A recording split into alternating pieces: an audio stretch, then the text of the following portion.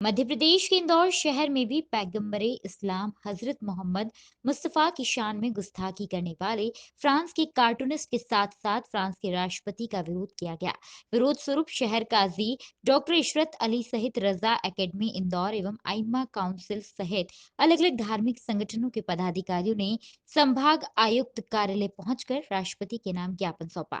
ज्ञापन में मांग की गई कि किसी भी धर्म का अपमान करने की इजाजत नहीं है। इसीलिए इस पूरे मामले में भारत सरकार विचार करे और फ्रांस से अपने संबंध विच्छेद करे। करने वालों को समर्थन दिया था और इस्लाम के लिए आपत्तिजनक बातें कही थी और इस्लाम और मुसलमानों को आतंकवाद से जोड़कर जो कहीं ना कहीं हमारे मज़हब को बदनाम करने की कोशिश की गई थी, तो उसके खिलाफ हमने महामहिम राष्ट्रपति जी के नाम एक ज्ञापन दिया है कि वो फ्रांस की सरकार को इस चीज़ से अवगत कराएं कि जो ये हरकत हुई है, तो अगर कोई इस तरह की मजम्मत करता है, इस तरह की हरकत करता है, तो बजाय उसकी मजम्मत करने के आप उसका समर्थन कर रहे हैं, उसकी पीठ थपथपा रहे हैं। चूँकि देश दुनिया के अंदर जो भी तमाम देश हैं, तो किसी के भी संविधान में इस तरह की कोई बात कहीं नहीं लिखी हुई है कि किसी भी धर्म की धार्मिक आस्थाओं में, धार्मिक भावनाओं को ठेस पहुंचाने वाली किसी चीज़ के अंदर ऐसा कोई नियम कानून नहीं बना हुआ है। लेकिन अगर इस तरह की घटना की जा रही है, तो वहाँ की सरकार को चाहिए कि ऐसा करने वाले के खिलाफ सख्त कार्रवाई की जाए बजाय उसका समर्थन करने के। तो फ्रांस के राष्ट्रपति इमैनुअल मैक्रों ने जो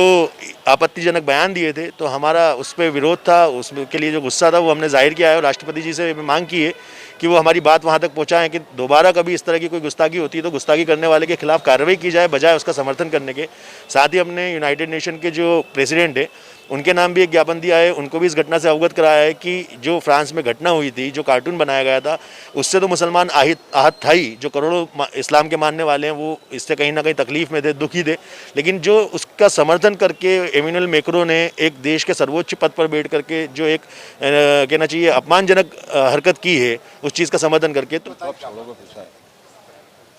देखें भैया, पूरी दुनिया में करीब 800 करोड़ इंसान हैं और इनके बहुत सारे अपने अपने मज़हब हैं और मज़हब इंसान के जज्बात से,